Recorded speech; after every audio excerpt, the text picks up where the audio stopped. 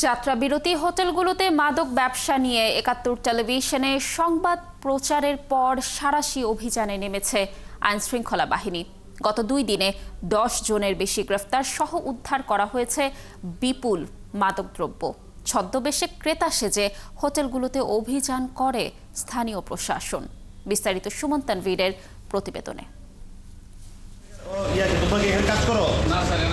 ভাড়া করা একটি ট্রাক ও 4টি মোটরসাইকেল যোগে ক্রেতা সেজে ঢাকা চট্টগ্রাম হাইওয়ের ১৪ গ্রাম পয়েন্টের কয়েকটি হোটেলে অভিযানের ফলাফল এটি। গত শুক্রবার ৭১ টেলিভিশনে যাত্রা বিরতির হোটেলগুলোর অন্ধকার অধ্যায় শিরোনামে সংবাদ প্রচারের পর এই সাঁড়াশি অভিযানে নামে স্থানীয় প্রশাসন। অভিযানে যোগ দেয় সেনাবাহিনীর সদস্যরাও। উপজেলা নির্বাহী অফিসার জানান, ৭১ সংবাদ প্রচারের পরই নিজ জনবল নিয়ে হোটেলগুলোতে ফাঁদ পাতা হয় মাদক কেনার। সহযোগিতা নেন সেনাবাহিনী সহ মাদক নিয়ন্ত্রণ অধিদপ্তরের। অভিযানের বিষয়টা বিশেষ করে আপনাদের যে ৭১-এর যে নিউজটার পরে আমরা সেখানে আসলে একটা প্ল্যান করেছি যে এটা আসলে কিভাবে করা যায়। আমরা টোটাল ৫টা বাইক আর একটা হইলো যে আমরা এই ট্রাক ভাড়া করেছি, কারণ আমরা জানি যে ট্রাক ছাড়া ওরা দিতে চায় না।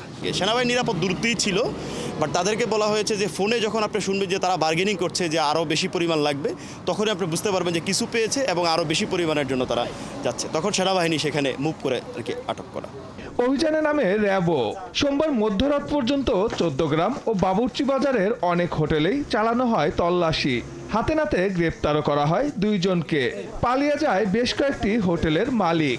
আমি স্যার ওই সিগন্যাল দিয়ে গাড়ি থামে এই কথা কয়, আমি কথা কই না। ওই মাল বেচে এই বিষয়ে কথা কয়, টাকা দেয় মাল দিয়ে দেয়, শেষ কাহিনী। ওই যে ওই পাশে সব ফয়েল পেপার ইয়াবার যে সরঞ্জাম, এগুলা কিসের জন্য? হোটেল কি ভাতের ব্যবসা করে আর কি কি করেন? আমি এগুলো হবে কিচ্ছু জানি না। আমি আছি আজকে, বুঝছেন ভাইয়া। ম্যানেজার কোথায়? মেন ম্যানেজার কোথায় আমি বলতে পারি না। আমরা অনেকগুলো খাবারের হোটেলে রেড দিয়েছি এবং সেখানে আমরা তল্লাশি করেছি। তল্লাশি করে আমরা 2টি হোটেলে আমরা মাদক পেয়েছি। এই খাবারের হোটেলের মালিকগুলোও জড়িত।